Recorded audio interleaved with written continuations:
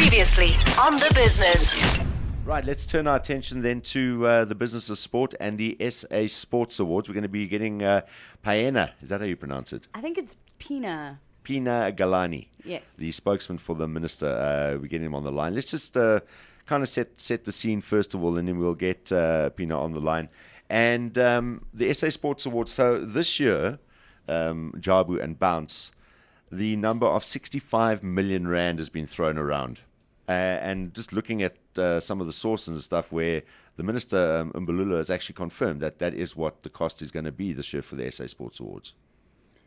Yeah, it's a horrible amount. And when you think of last year, I mean, I chatted to a few administrators last year that attended. I mean, they were all put up in the palace as much as possible at Sun City. They were all given these huge jackets that cost 1,000, 2,000 rand each as a gift.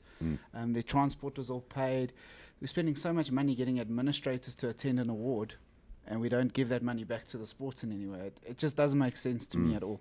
All right, and and I think one of the comments that was made when people saw how much money was being thrown at this last year, Bounce, was the comparison, and when you read alongside that the parallel stories that some of our smaller sports, and we've had people on this station as well, the rowers are one of them, who've won medals at the Olympics, the swimmers. Another one, swimming South Africa can't afford to actually send some of our swimmers to certain events that they need to do. In between Olympic Games, the guys need to stay competitive. So a lot of these guys are having to fork out money themselves. We here as a radio station are sponsoring Giulio Zorzi, who won a bronze at the World Champs. And it's not a massive amount of money, but and that makes it even more dazzling that they don't prioritize that first. And then if there's something left over, let's do an award ceremony, but not for 65 million rand. Well, it's interesting that 65 I've seen is made up of 21 million comes from the departments and then 44 million is coming from sponsors. So now, what is this really? Is it celebrating sport or is it attracting sponsorship? Yeah. Because if we're going to have sponsors who are advertising and giving away cars and all kinds of things, what are we really doing here? We're creating a marketing extravaganza, or are we actually giving back to our sports? So if we are creating a package where 44 million is coming from sponsors, surely we can create good stories where 44 million can go to instead. And that's not difficult. That's what the media is for, really. Yeah.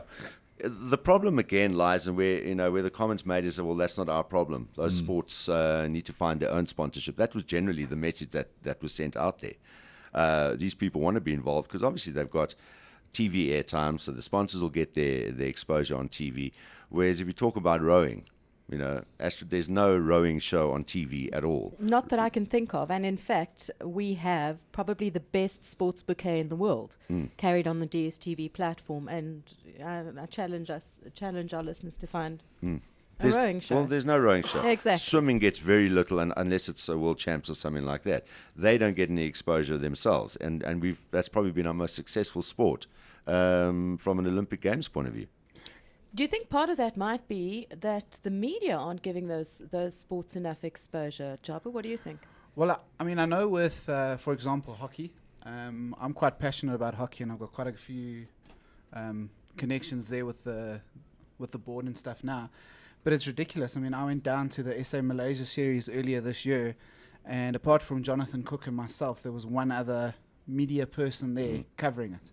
And this game had 4,000 supporters, the biggest South African crowd we've ever had at a hockey match. I mean, there were a few people there watching, like John Robbie and stuff, but there was no talk about it on the radio the next day. There was no coverage. So you're right, they don't get much media. Sorry, Jabu, I just want to interrupt you there because Rake Neethling, Rake, you're still in Dubai, right? Yes, I'm from Dubai. How's it? It's Darren here and the Balls team. We're just talking about, we're just on the subject, actually, we're just talking about swimming and I think something we've discussed on the station before. Anyway, are you cool to chat to us this morning? Yep, yeah. Awesome. Well, thanks a lot for joining us. And we've just been making the point right now, Rake, that SA Sports Award is what the subject's about, and we're not saying that there isn't a place for it. I mean, I know that you've got swimmers that are actually nominated, Giulio being one of them, in the best newcomer category. But again, the whole subject of how much money is spent versus this discussion that goes on and on about certain of our sports not being able to, South Africa not being able to pay for our swimmers and our rowers and stuff like that, to be able to do what they need to do in the periods between Olympic Games. And that's the whole debate at this about this at the moment. Yeah, Darren, I think it's exactly like you say. There definitely is a place for that. These guys work very hard and it's good that they can get the recognition, but definitely not at the expense of the support in between Olympics or in between World Championships. And I think it's just the amount of money that is spent versus the amount that the athletes actually need. That is really just crazy, and I think that's the heart of the matter. Yeah. Just again, for some of them might not have heard our chat a while ago, not too long ago, when we were talking about someone like a young up-and-coming swimmer who's now also medaled in a world championship like Julio, and some of our other swimmers as well, the youngsters that are coming through. For a swimmer, I mean, how much money, financial support is needed for one of our swimmers who's got the undoubted talent to go all the way as you've done and many of our others have done in what has been probably our most successful Olympic sport since we've been back in the Games? How much money is needed over a year, approximately, to be able to let our swimmers do what they need to do on the international stage? Yeah, Darren, I would say all in all, it probably 250 to 300,000 rand.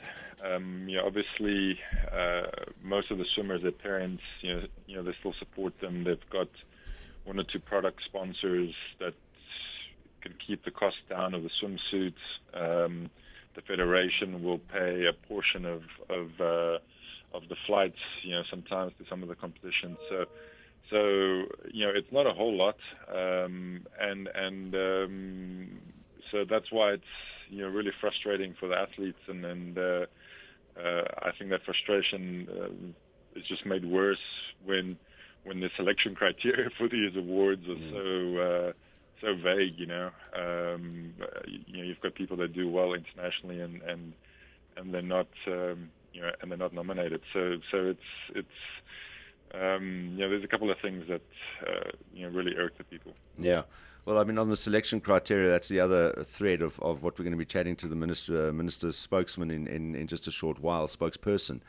But that's the other one. And yeah, Julia thoroughly deserves to be there. I mean, winning a bronze in a world championship, you would say that those should be the criteria that are laid out, that if you've done well in an international scale, even if the sport is not that well exposed in this country or given that much media coverage, when you look at it on a global scale, that should be the criteria set. And I think, Jabu, you were saying one in particular, which also immediately stuck out like a sore thumb to me, is a guy like Daryl Impey. Yeah, Daryl Impey, first African to ever wear the yellow jersey, winning the national time trials, winning the team trials on the Tour de France, not even given a look in. Yeah. What more does he have to do to get a look in? He played his role, and he played it brilliantly.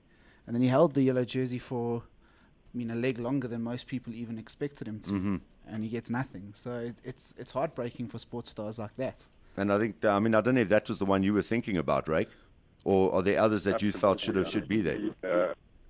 I think every South African was so proud, or any African was so proud when you wore the yellow in the Tour de France. So I think that one really stood out.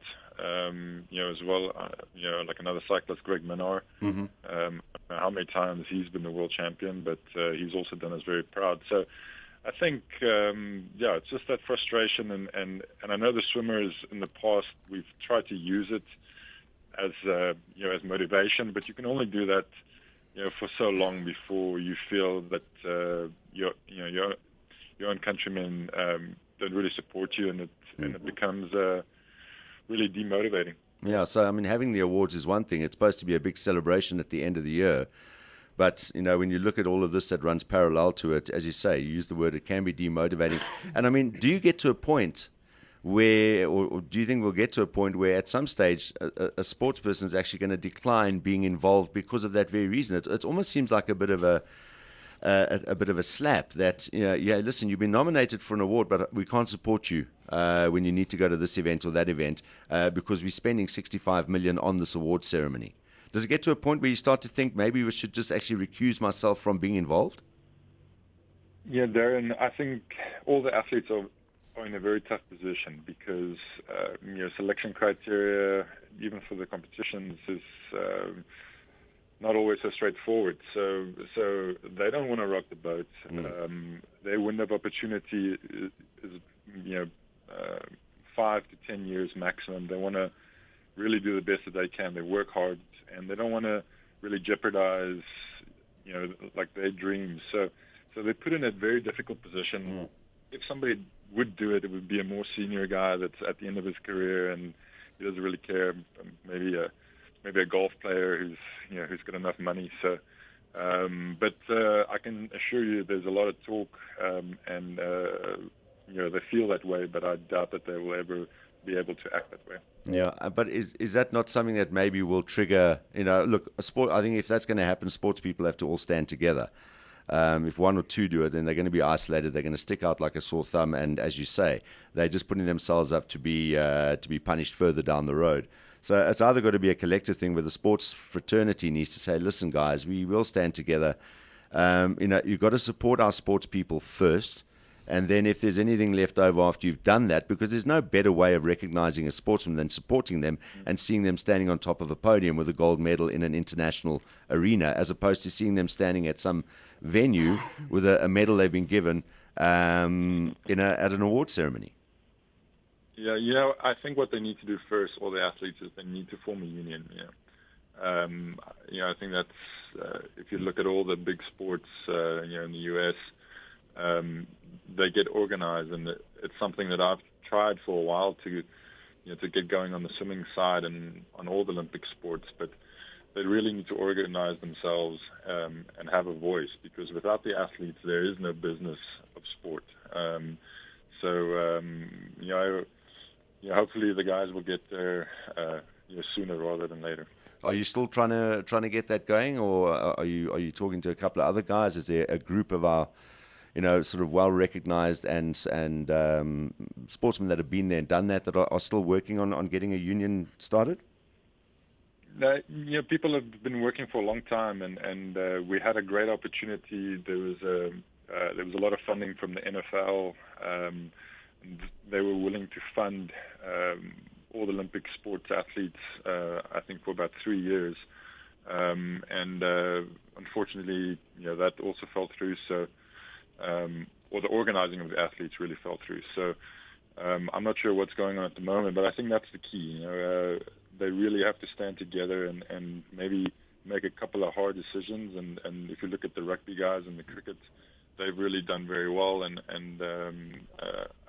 I think the future of sports, the athletes themselves will have a much bigger say in what's being done. Yeah.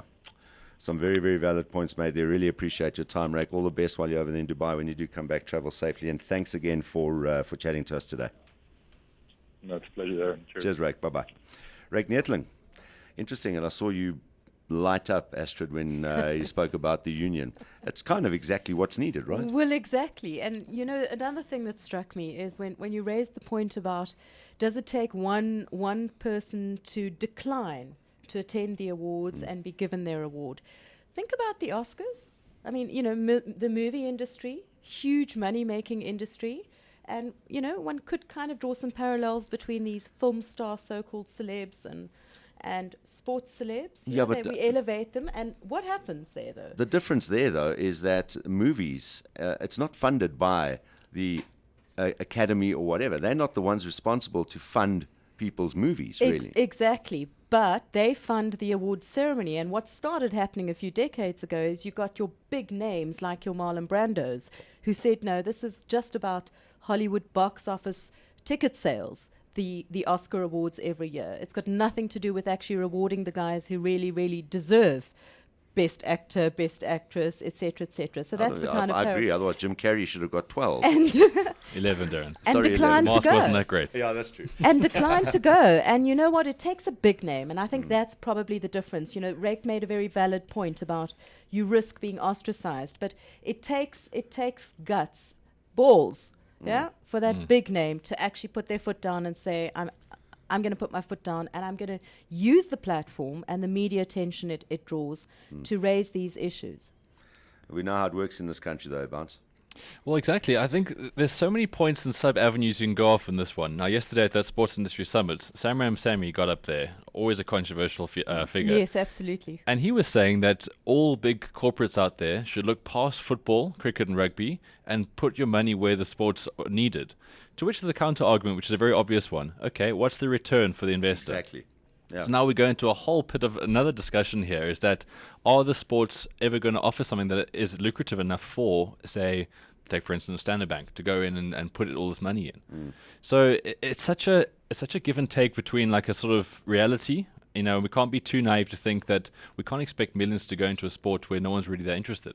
You know, take for instance the awards, and you're saying Daryl Impey has not been nominated for an award. Okay, now what's going to create the bigger story? Daryl Impey getting the award or Hashim Amla getting the award? People write about Hash getting the award because it's a much bigger thing. And are they choosing that then because they want to get more return for the sponsors who are attached to the event? There's so many questions that come up here. But I think sorry, Darren. Yeah. Is the question not how are those sponsors measuring return on investment as well? And that's kind of an industry thing in terms of being able to respond and start to shift the thinking about how that return on investment is being measured. And yeah, Because the longer Correct. the media just focus on the mainstream sports, then that's the sponsor knows no better. But if you start getting this movement from both sides, then we can start educating sponsors that there are other kinds of returns of investment. Do you know what? so true. There's not sorry, Darren. There's an opportunity there for sponsors to be a bit more innovative as well. Exactly. Yeah. So there's community things you can bring up. So take for instance swimming. We always talk about swimming because there's much success about it, but yet there's no support. So now if a sponsor could go in there and have some sort of real tangible they can create with great stories, that's where the sponsors could come in and show a bit more emphasis. Yeah. My point is, and it comes back to what you said a little earlier as well about the exposure that these, because remember, sponsors want to get something out. At the moment, TV and media is the way that they're going to get their return for their buck. All right. Mug and Bean have come in with hockey at the moment. There is no, other than when hockey's on TV, you don't really see much other branding around, and Mug and Bean really benefiting to the extent that soccer and cricket and rugby do. You know, you see Castle all over when it's like cricket, rugby, and soccer. Having said that, I think it's Investec that sponsor the ladies hockey. They don't really get much outside of being on the shirts and when it is on TV. But so they're you not can't looking for much there. you which can't is blame great. though. Yeah, exactly. So good on them. They've actually Yes. got involved and said we will sponsor it. And probably you find, and you guys will both know that there's someone within that brand that likes hockey or likes, and that's when they get involved. You know. But then again, whose responsibility is it to give the platform so that these sports can get the sponsorship? And there's been talk about a TV magazine show for swimming, and I know these guys come week after week to propose these magazine shows and stuff like that. But Bounce, you hit it on the head. Innovation. It's not just a case of putting an hour on TV and say, okay, there's a magazine show, because a lot of them are very boring. I for one won't watch that. Exactly. I don't want to watch swimming, but if there's something around that, Exactly. where you can actually showcase these guys as being superhuman, which they actually are. Yeah. And we've all met Rake. He's a very good, Yeah. nice guy.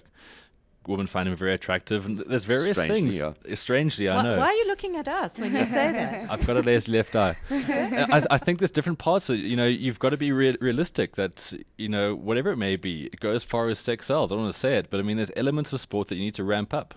And call me what you want for saying that, but I think every single stone needs to be unturned in this one. Yeah. Rake's shirt may be one of them. Job, I just want to ask you, is it the responsibility then, because people say, well, Supersport say, well, again, it's a business. So they're going, well, if we put hockey and we put, with all due respect to the sports, as you say, there are more niche sports than the bigger ones. So obviously a pay channel's got to show, that's why they have to have rugby. That's why they had to get soccer. That's why they must have cricket. It's a pay TV operation, whereas, so, they're going, well, why must we put these on? Because we rely on viewership figures, and if you're only going to get so many thousand, you'll be surprised at how many people actually do watch some of the shows that are on there already, including some of the big sports. You'll be surprised. Is it not the job of the SABC as the public broadcaster then to make a commitment to put these sports on TV? Absolutely. I think if SABC would jump on board, and they don't need to do high definition even, they don't need to have state-of-the-art performance, because nobody expects that from them. But if they give some sort of coverage, I mean, people will watch. Free viewing will always attract people in this country, and especially on the sports that are as you say, the niche markets where they currently are only being shown to certain people. I mean, hockey will only get shown when it's a major tournament. I mean, so even for Mug and Bean, that's pointless because they're not allowed to sponsor them at a major tournament. Yeah.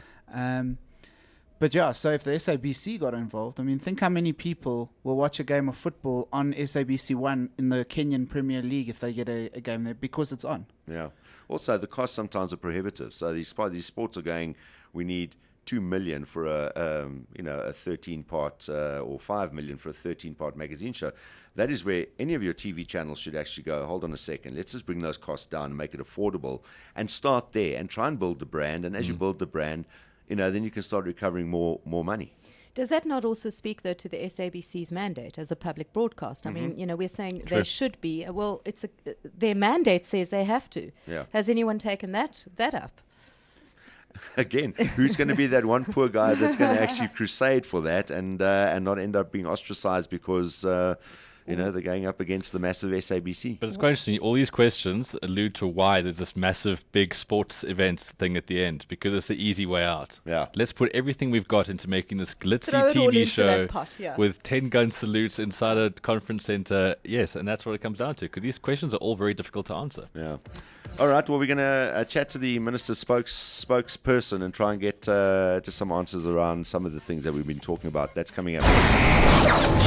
The Business. Weekdays 11 a.m. to 12 p.m. on balls.co.za. Brought to you by FNB Business Banking.